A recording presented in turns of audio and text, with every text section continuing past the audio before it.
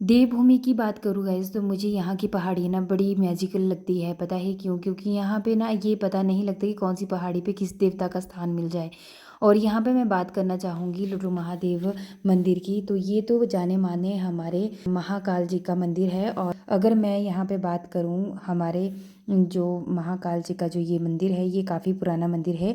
आज मैं इसी के बारे में बात करूँगी कि कैसे इसकी खोज हुई, किसने इसकी खोज करी थी और कब ये मंदिर जो है इसकी स्थापना हुई, मतलब कब यहाँ पे दर्शन दिए गए थे शिवजी भगवान जी ने, किसको दर्शन दिए थे। सबसे पहले तो आप यहाँ पर हमारे फॉलोवर से मिल लीजिए।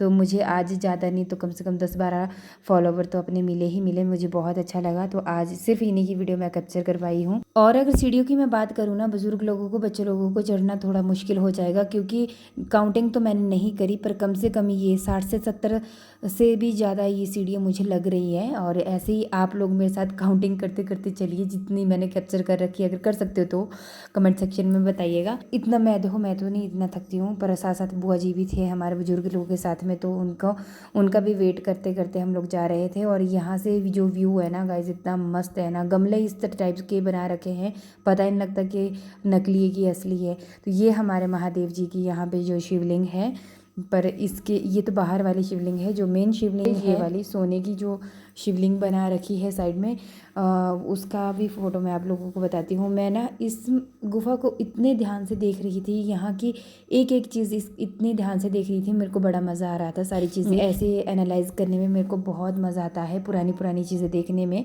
तभी तो मेरे को बुज़ुर्गों के साथ भी बैठने में बड़ा मज़ा आता है। क्यों? क्योंकि उनसे ना मुझे पुरानी पुरानी बातें जानने को मिलता है। और वो सारी चीज़ें ना मेरे बहुत इंटरेस्टिंग होती है, मेरे लिए बहुत ज़्यादा इंटरेस्टिंग होती है। तो यहाँ पे जब मैं बात करूँ ऐसे कि ये जो मंदिर है, ये जो गुफ़ा है, ये कैसे इसका निर्माण हुआ, किसने इसकी खोज करी, तो अभी मैं इसी के बारे में बात करूँगी। ये हमारे शिव जी की जो मेन शिवलिंग है, ये यही है। और यही वो स्थान है गाइस जहाँ पे महादेव जी ने अगस्त्य मुनि जी को दर्शन दिए थे। और इस गुफ़ा की जो खोज की थी वो हमारे लोकल यहाँ पे एक बाबा जी थे, जिनकी उम्र भी 129 थी, 129 से प्लस ही थी। उनका नाम है लखिया बाबा जी। तो इनका अगर मैं बात करूं तो इनकी बड़ी यूनिक बात रहती थी कि जब भी ये भिक्षा मांगने के लिए गांव गांव में आते थे, हमारे बुजुर्ग लोग बोलते रहते हैं, हमारी बुआ जी वगैरह बोलते रहते थे कि जब भी ये भिक्षा मांगने के लिए आते थे तो सिर्फ एक ही बार बोलते थे अलख निरंजन। और उसके बाद अगर कोई भिक्षा देता था तो भी ठीक, नहीं देता था तो भी ये चले जाते थे वापस। कभी ऐसे बार बार हट के उसी दरवाजे पे खड़े नहीं रहते थे।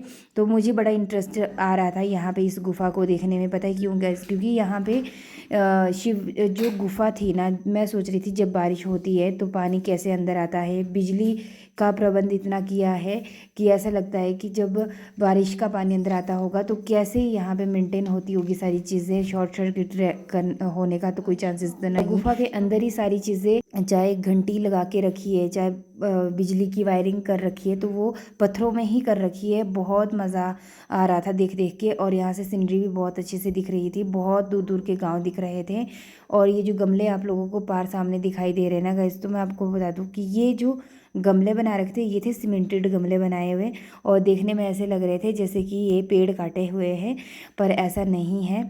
तो यहाँ पे एक और चीज़ आपको बता दूं कि यहाँ पे जब कैरेज पड़ती है ना, तो कुछ इस तरह से यहाँ पे जुगाड़ किया गया है। इसको क्या बोलते, कमेंट सेक्शन में बताना, क्योंकि हमारे बहुत कम होती है ये। अक्सर आपको प्योर पहाड़ों में देखने को मिलेगी, जैसे कुल्लू वाले पहाड़ हो गए, किन्नौर वाले पहाड़ हो गए। तो गैस ठीक है, ओके बाय बाय, मिलेंगे अगले व्लॉग। अच्छा लगे तो शेयर भी कर देना, और कहाँ से वॉच कर रहे हैं ये भी ज़रूर कमेंट सेक्शन में बताना।